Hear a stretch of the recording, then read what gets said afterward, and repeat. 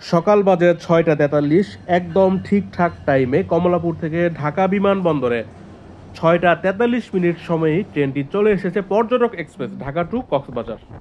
দিনটা ২১শে জানুয়ারি ২০২৫।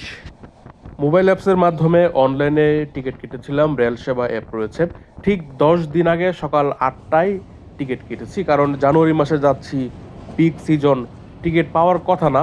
বিচ্ছিন্নভাবে এই দিনের পর্যটক এক্সপ্রেস ট্রেনের টিকিট পাওয়া যায় এদিক সেদিক। আমরা দুইজন গিয়েছিলাম পাশাপাশি সিটের জন্য। ঠিক ১০ দিন আগে সকাল ৮টায়, ঠিক ৮টাতেই প্রবেশ করেছিলাম এবং পেয়েছি সাকসেসফুলি। ১১ তারিখ টিকিট কেটেছি। ১ ঘন্টার মধ্যেই ট্রেনটি ভৈরবে চলে আসলো। ভৈরব সেতু অতিক্রম করছে। এখানে পাশাপাশি দুটি রেল সেতু, একটি সড়ক সেতু। ১৯৩৭ সালে ঢাকা চট্টগ্রামের সরাসরি রেল যোগাযোগ চালু হয় এখানে রেল সেতু হওয়ার পরে। আমরা টিকিট কেটেছি নন এসিতে। প্রতি টিকিটের মূল্য সার্ভিস চার্জ সহ পড়েছে ৭১৫ টাকা, এমনিতে ৬৯৫। সার্ভিস চার্জ মিলে সেটা বেড়েছে।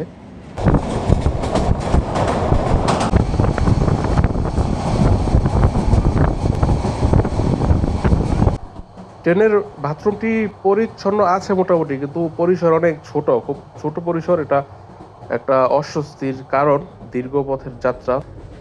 সেদিন সকালের পর্যটক এক্সপ্রেসে কোনো স্ট্যান্ডিং যাত্রী দেখি নাই।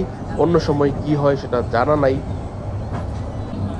অনেক যাত্রী সকালের নাস্তা বা দুপুরের খাবার নিজেরাই নিয়ে উঠে। তাছাড়া ট্রেনের পক্ষ থেকে, এখানকার ক্যান্টিন থেকে তো লোকজন আসেই বিক্রি করতে বিভিন্ন প্যাকেজ। বেলা 11:30টায় চট্টগ্রাম রেল স্টেশনে আসলাম। এখানে ২০ থেকে ৩০ মিনিট দেরি হবে, কারণ ইঞ্জিনটা চেঞ্জ করবে। এই মুহূর্তে দেখতে পাচ্ছেন ট্রেনটি খুব ধীরে যাচ্ছে, কারণ ৯৫ বছর আগের রেল সেতু কালুরঘাট সেতুতে ট্রেনটি এখন। কর্ণফুলী নদী ভারতের মিজোরামের লুসাই পাহাড় থেকে উৎপত্তি। সামনেই বঙ্গোপসাগরের মোহনা, প্রায় ১০ কিলোমিটার। ভাটিতে সেই মোহনা, পতেঙ্গা সমুদ্র সৈকত, অসংখ্য মানুষ নদীতে বড়শি দিয়ে চিংড়ি মাছ ধরছে। এই দৃশ্যটা এই দুপুরবেলা খুবই ভালো লাগছিল। জরাজীর্ণ একটি সেতু পরবর্তী সময়ে সংস্কার করা হয়েছে। ১৯৩০ সালে নির্মিত হয়, তবে এটি বিশেষায়িত সেতু। ট্রেন লাইন এবং সেই ট্রেন লাইনের উপর দিয়েই সড়কের যান চলাচলের ব্যবস্থা আছে, ৩ চাকা ৪ চাকার ছোট গাড়িগুলো। কালুরঘাট ১৯৭১ সালে মহান স্বাধীনতার ঘোষণার জন্য বিখ্যাত। নদীর বিপরীতে বোয়ালখালী উপজেলা, চট্টগ্রাম জেলারই অংশ। ঢাকা থেকে কক্সবাজার যাওয়ার পথে সবচেয়ে সুন্দর দৃশ্যগুলোর মধ্যে সীতাকুণ্ড রেঞ্জের পাহাড়গুলো এবং দক্ষিণ চট্টগ্রাম অঞ্চলের দুটি অভয়ারণ্য বনভূমি রয়েছে, সংরক্ষিত বনাঞ্চল, সাফারি পার্ক অঞ্চল। সেই এলাকায় ট্রেনটি খুবই ধীর গতিতে যায়। কিছুদিন আগে একটি হাতি আহত হয়েছে, সম্ভবত মারাও গিয়েছিল। সেই ঘটনার প্রেক্ষিতে রেল চালকের একটা জরিমানা হয়েছিল। দুলহাজরা সাফারি পার্ক, চুন্তি বন্যপ্রাণী অভয়ারণ্য, এইসব অঞ্চলে ট্রেনটি খুবই ধীর গতিতে যায়।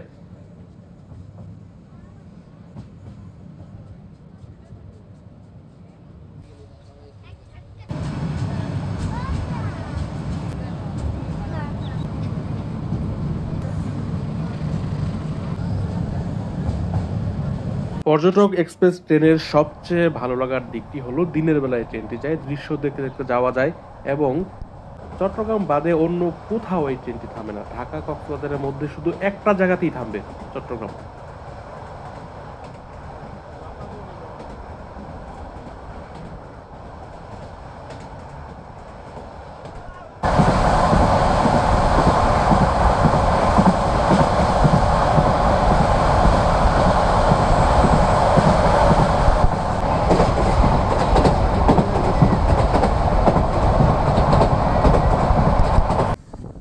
বিকাল বাজে ৩টা ৮ কক্সবাজারে চলে আসলাম। ৮.৫ ঘন্টায় ট্রেনটি ঢাকা থেকে কক্সবাজার চলে গেল। মাঝখানে ২০ মিনিটের বিরতি সহই ৮.৫ ঘন্টা লেগেছে। এই প্ল্যাটফর্ম, এই স্টেশনটি খুবই সুন্দর। বিকেলবেলা আমাদের হোটেলে যাওয়ার তাড়া ছিল, হোটেলেই চলে যাবো। এখান থেকে ২০ টাকা বিআরটিসি বাস ভাড়ায় যাওয়া যায় সুগন্ধা পয়েন্টে। সপ্তাহের মাঝামাঝি অফিস খোলার দিনে গিয়েছিলাম বলে আগে থেকে হোটেল ঠিক করে যায়নি। এখান থেকে বিভিন্ন মাধ্যম পাবেন কলাতলী, সুগন্ধা, লাবণী ওই অঞ্চলে যাওয়ার জন্য। তবে অটোরিকশা রিজার্ভ করতে চাইলে যাত্রী বেশি হলে 4-5 জন থাকলে আপনারা 200 টাকা ভাড়া দিয়ে চলে যেতে পারবেন সেই স্পটগুলোতে। এই ভিডিওটি এখানেই শেষ করছি আমি, নাজিব মাহফুজ। সুগন্ধা কত নেবেন? দেখা হবে অন্য কোনো ভিডিওতে। না না না, হোটেলের মোড়ে আর কি। হ্যাঁ, হোটেলের সাইডে যাবে না, হ্যাঁ, 2 4টা 5টা দেখ।